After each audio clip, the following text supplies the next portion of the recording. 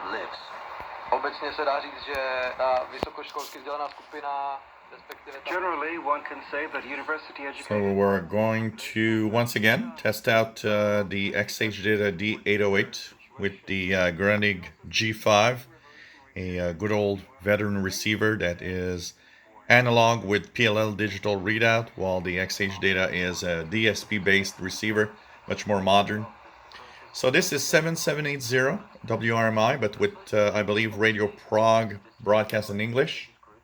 So we're going to test out both receivers. So just listen in and see what you think. Is there a winner between one and the other? The majority of respondents, over 40, believe the state is better off economically than it was before 1989, and some 53% say that their quality of life And by the way, they are both, once again, on the MLA-30 Chinese Amplified Magnetic Loop Antenna. Freedom of speech and the right to travel abroad were identified as the most important benefits that it provided. Tom McEncrow with that report. A reminder that you're with Radio Prague International, the external service of Czech radio, where it's now time for our main feature.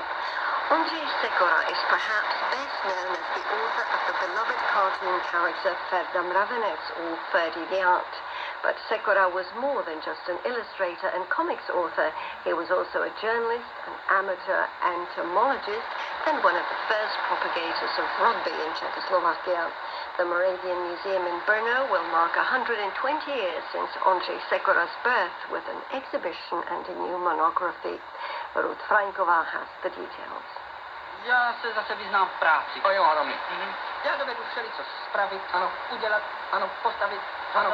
I ti můj milý fakt. Ferdie Mravenec, or Ferdie the Ant, started to appear regularly in the 1930s in a series of comic strips published by the daily Lidové noviny.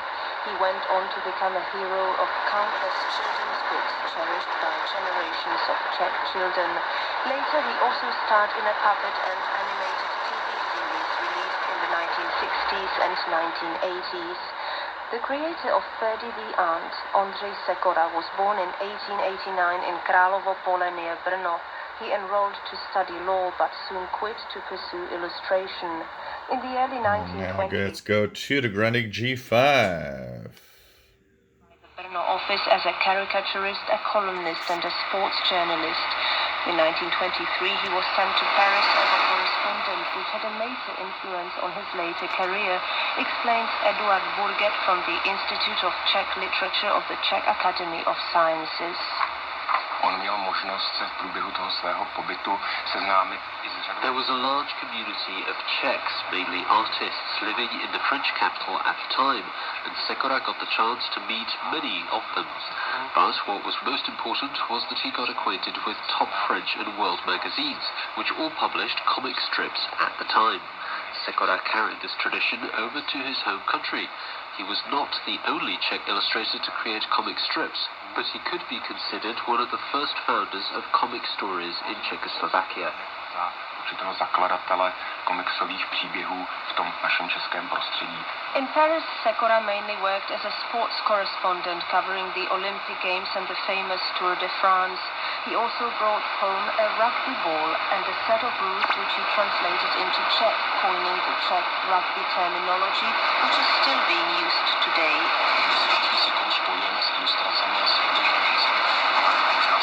We all associate Sekora mainly with illustrations and with Ferdie the Ant, but he was actually one of the first promoters of rugby. Already in 1926 he published Czech Rugby, the first rules of the sport written in Czech.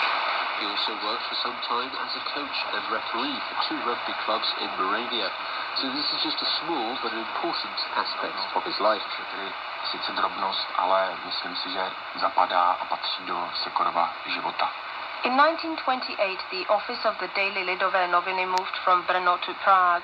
Sekora, who was a self-taught artist, used the opportunity to complete his education and applied to study at the Academy of Arts. And now let's go to the XHDATA zapsal do ateliéru malíře Arnošta Hofbauera. Sekora applied to the studio of Arnošt Hofbauer, a painter of the Art Nouveau generation, and under his guidance he learned and tried to use new techniques. We know him mostly as an illustrator, but at the time he created lots of watercolors, landscapes and sketches from nature and from his journeys. This aspect of his work is not very well known.